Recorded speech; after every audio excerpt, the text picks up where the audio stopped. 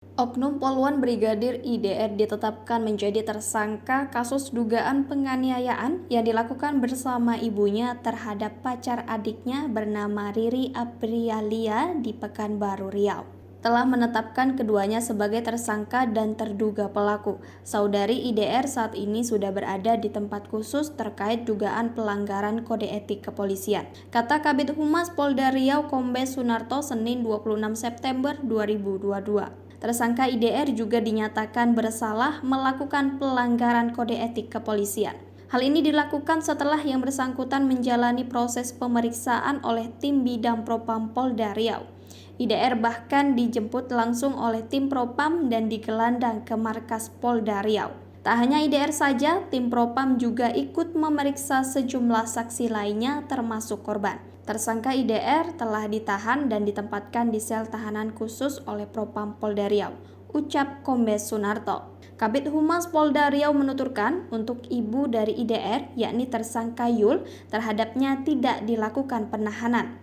Hal ini dikarenakan ada sejumlah pertimbangan dari penyidik. Di antaranya, tersangka Yul dinilai kooperatif selama menjalani proses hukum, serta alasan kemanusiaan di mana ia harus merawat cucunya, yakni anak dari tersangka IDR.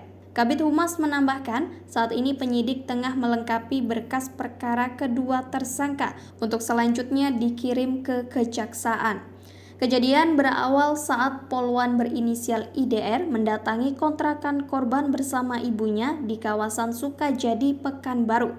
Saat itu pelaku dan ibunya marah karena korban sering diperingatkan agar tidak menjalin hubungan dengan adiknya.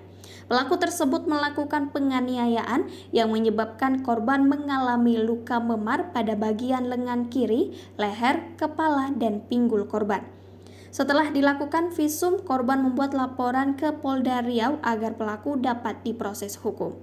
Setelah dilakukan gelar perkara, polisi akhirnya menetapkan Oknum Poluan sebagai tersangka dan telah ditahan di tempat khusus Polda Riau. Berbeda dengan IDR yang langsung ditahan, tersangka Yul tak ditahan karena alasan dan berbagai pertimbangan. Diduga, IDR yang diketahui berdinas di Badan Narkotika Nasional Provinsi atau BNNP Riau ini tidak terima korban berpacaran dengan adiknya. Laporan korban diterima secara resmi oleh petugas Sentral Pelayanan Kepolisian Terpadu atau SPKT Polda Riau dengan nomor laporan polisi LP-B-449-9/2022-SPKT-Riau pada 22 September 2022. Peristiwa dugaan penganiayaan yang menimpanya diunggah langsung oleh korban di akun Instagram pribadinya dengan nama @ririaprilia dalam bentuk video.